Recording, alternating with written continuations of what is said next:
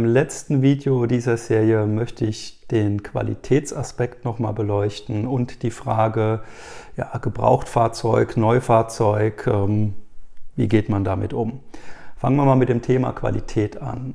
Es gibt ein Missverständnis, mit dem ich von vornherein aufräumen möchte.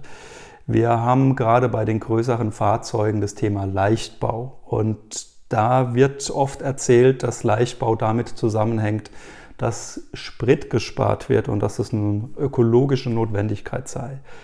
Die Wahrheit ist meines Erachtens, dass es bei größeren Fahrzeugen schlicht und ergreifend darum geht, die 3,5 Tonnen zulässiges Gesamtgewicht zu halten. Und wenn man ein größeres Fahrzeug hat, bleibt den Herstellern überhaupt nichts anderes übrig, als gnadenlos auf Leichtbau zu setzen.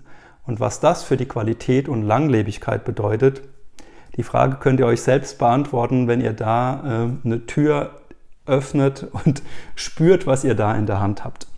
In der VW-Bus-Klasse haben wir dieses Problem nicht. Wir haben ein zulässiges Gesamtgewicht, was teilweise über 3 Tonnen liegt und wir können dementsprechend den perfekten Kompromiss natürlich aus Gewicht, aber vor allen Dingen aus Stabilität und Langlebigkeit abbilden.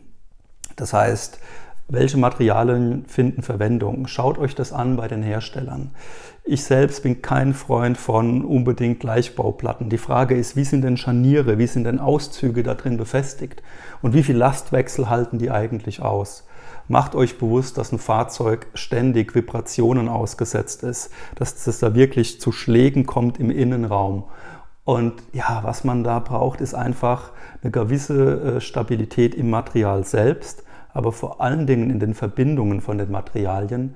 Und wir brauchen eine Langlebigkeit in den Scharnieren und in den Teleskopauszügen. Ja, das war mir mal wichtig zu sagen, dass das Thema Leichtbau ambivalent zu betrachten ist. Das Thema neu oder gebraucht, das geht eigentlich in eine ähnliche Richtung, denn am Ende des Tages geht es um die Kostenfrage. Und da kommen jetzt mehrere Fragen zusammen. Also, ich fasse mal zusammen.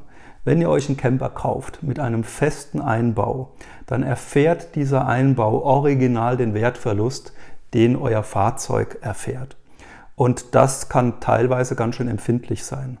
Das andere Problem ist, wenn ihr euch ein gebrauchtes Fahrzeug kauft und mit diesem Fahrzeug ist irgendwas, also Motorschaden, Kupplung, was auch immer, dann habt ihr gleichzeitig den Wertverlust in eurem Campingausbau.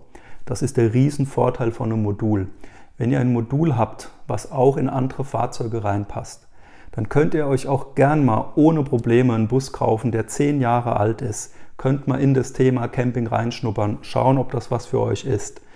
1-2 Jahre später kauft ihr euch einen neueren Bus, nimmt das Modul mit. Und achtet darauf, dass bei den Herstellern, was da für Teleskopauszüge verbaut sind, welche Scharniere verbaut sind und welche Materialien. Zu dem Thema Scharniere und Materialien vielleicht ganz kurz Folgendes.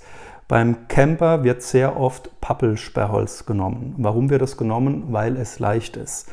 Das Problem beim Pappelsperrholz ist, dass die Schraubverbindungen nicht sonderlich gut halten und dass auf Zeit von den Erschütterungen und Vibrationen sich die Verbindungen lockern und lösen können oder vielleicht sogar rausbrechen können, also das ganze Scharniere rausbrechen. Wir benutzen eine Kombination, das heißt, wir haben Birke Multiplex für extreme Stabilität und wir haben Pappelsperrholz genau immer für die Bauteile, wo wir keine festen Verbindungen brauchen. Und da würde ich empfehlen, auch den Herstellern auf den Zahn zu fühlen, was da genau für Materialien verwendet wurden. Und das Gleiche gilt für Scharniere und für Auszüge. Wir benutzen zum Beispiel Schwerlastauszüge, die Teflon gelagert sind. Das heißt, bei uns macht Staub oder Dreck, spielt für unsere Schwerlastauszüge überhaupt gar keine Rolle, weil die gar nicht gefettet sind. Das sind also, die laufen trocken im Prinzip, ne, und sind selbstreinigend.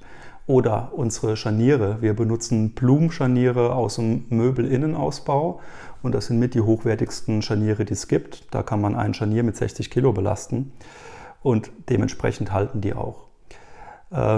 Ja, ich kann da jetzt ein bisschen schwer was zu jedem einzelnen Hersteller sagen, aber ihr habt jetzt so ein paar Informationen, warum viele Hersteller Leichtbau betreiben. Wir sind in der komfortablen Situation, Wir schauen aufs Gewicht, wir arbeiten viel mit Aluminium und schauen auch, wo wir sparen können, aber wir müssen nicht sparen. Und deshalb ist es wichtig, an den entscheidenden Stellen auf Langlebigkeit und auf Qualität zu setzen. Also nochmal zusammenfassend die Kernfrage Neufahrzeug, Gebrauchtfahrzeug. Neufahrzeuge, ganz klar, ihr könnt das konfigurieren, wie ihr wollt, passt genau zu euren Bedürfnissen, ihr habt Garantie und das sind die Vorteile, und die Nachteile sind eventuell sehr hoher Wertverlust von dem Fahrzeug. Gebrauchtfahrzeug, Vorteil ganz klar, ihr könnt das Ganze günstig erwerben. Wenn ihr einen Festeinbau habt, habt ihr das Risiko, wenn mit dem Fahrzeug etwas ist meistens auch der Innenausbau davon betroffen. Mein Tipp: Modulbauweise, vielleicht mit einem Jahreswagen oder mit einem jüngeren Gebrauchten, bestes Preis-Leistungs-Verhältnis. Wenn ihr das Fahrzeug wechseln wollt, nehmt ihr das Modul mit, und wenn ihr individualisieren wollt, könnt ihr das Modul auch fest einbauen und den Raum optimal in eurem Fahrzeug nutzen.